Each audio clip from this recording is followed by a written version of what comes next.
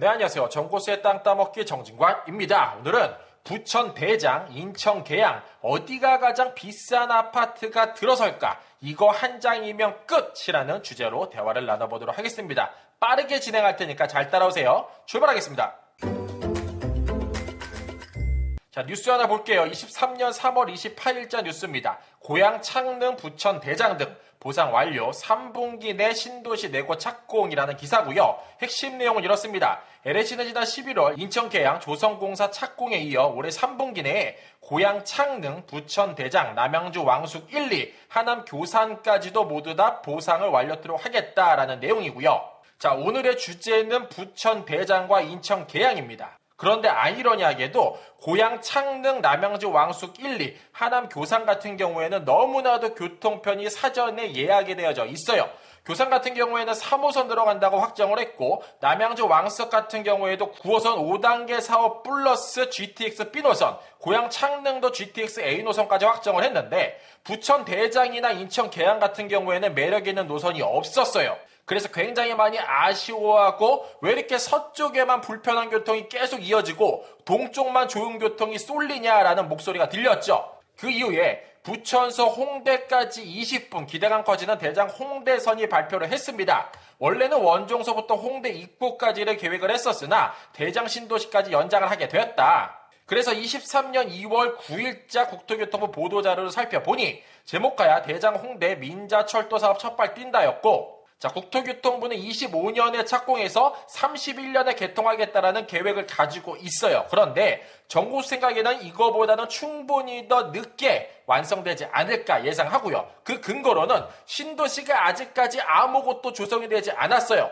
성교통 후입주를 나라에서 추구하지만 지금까지 그렇게 된 곳은 없다. 따라서 신도시가 어느 정도 구축이 되고 사람이 들어와 살면은 교통이 들어가는 게 대부분이고 이것 또한 그렇게 이어지지 않을까 이렇게 예상을 해봅니다. 어쨌든 수도권 서남부 지역에 철도 서비스가 들어갈 것 같은 느낌 받을 수 있었습니다. 자, 기존에 22년 9월 16일 날 이미 고시도 된 바 있더라 말씀드릴 수 있고요. 관련해서 정고수가 작년에 이러한 영상을 만들었습니다. 대장 홍대선 관련돼서 자세하게 설명을 했으니까 참고해보시면 좋을 것 같고요. 자, 어쨌든 오늘의 주인공이죠. 인천 계양과 부천 대장 모셔와봤고요. 자, 이곳에 얼마나 많은 인구가 사는지 살펴보면은 인천 계양 같은 경우에는 17,000호 지어지고 인구가 41,000명이 들어갑니다.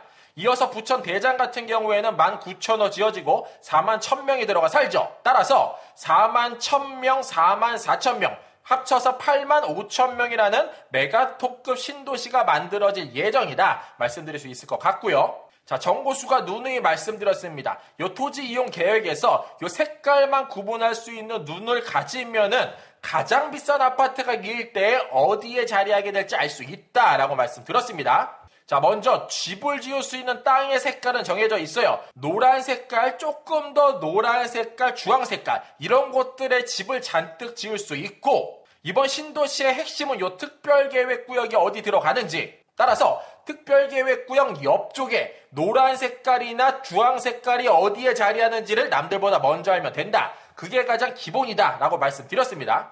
자, 인천 계양 같은 경우에는 이쪽 일대에 특별계획구역이 잔뜩 몰려져 있는 걸 볼 수 있었고요.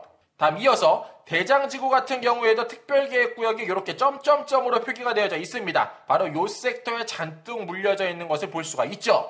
그러면 요 특별계획지구를 연결해보면 어떠한 그림이 그려지나 바로 이러한 모습이 그려지게 되어져 있습니다. 사실 인천계양과 부천대장이 따로따로 만들어진 도시다라고 보긴 좀 어려워요. 왜냐면은 이렇게 교통편도 하나로 연결이 되고 딱 붙어져 있습니다. 따라서 요 축으로서 가장 메인 스트릿이 잡힐 수밖에 없다. 가장 많은 일자리가 몰릴 것이고 사람이 흐른다라고 말씀드릴 수 있겠고요. 자, 그 다음에 보실 거는 역시나 교통편을 살펴보면 이러한 흐름으로 SBRT 축이 만들어질 예정이다. 정부 생각이 크게 다르지 않았다라는 부분 체크해 볼 수 있습니다. 따라서 지도로 다시 한번 보면은 요 섹터 부근에 요 회색깔 옆쪽에 주황 색깔, 노란 색깔이 어디에 자리하는지를 살피면 되고, 자, 그 다음 스텝으로 밟을 것은 여기 일대 지하철역에 한 개 들어간다라고 이야기했었어요. 따라서 전자관보라는 사이트, 이곳에 들어가서 대장 홍대선을 검색을 해보면 경기도 부천시 대장동 내에만 한 개 역사가 들어간다라는 부분을 확인해 볼 수 있습니다.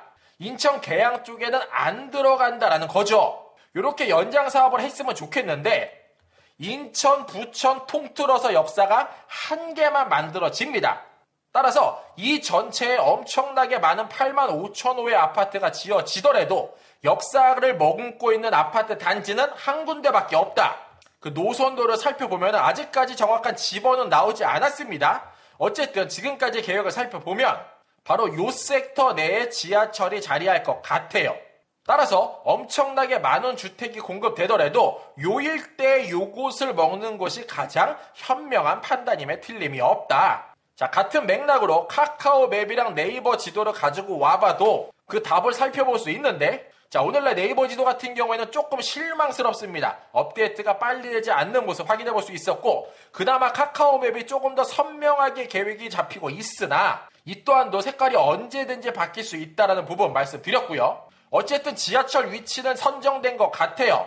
정보수가 정확한 지번 나오면 다시 한번 영상을 찍을 예정인데, 어쨌든 현재 계획으로 보면은 요 일대가 가장 아파트 가격이 많이 오를 확률이 크고, 이 동네 부동산 가격에 모조리 다 빠져도 이 일대는 탄탄하게 유지될 확률이 매우 크더라. 더 나아가서 분양을 받으면 내가 받은 분양 아파트 바로 앞쪽에 지하철이 꽂히는, 이어서 고광, 신월, 화곡, 강서구청, 가양, 상암, 디지털 미디어시티, 홍대 입구까지 무난하게 지하철을 타고 이동할 수 있는 그러한 시스템이 만들어질 예정이다 말씀드리겠습니다. 자, 마무리하겠습니다. 요 지도만 봐도 이제 답이 보이시죠? 정보수가 신도시 관련돼서 어디가 가장 비싼 아파트가 만들어질까 시리즈 영상을 만들고 있는데 8만 호에서 15만 호까지 굉장히 많은 인구가 들어갈 만한 신도시가 만들어져요. 그렇더라도 어쨌든 가장 비싸질 곳은 이미 정해져 있다. 그 흐름과 맥, 축을 잘 따라오시기를 권면드리며 이 시간 마무리하도록 하겠습니다. 이상으로 정보수였습니다. 안녕.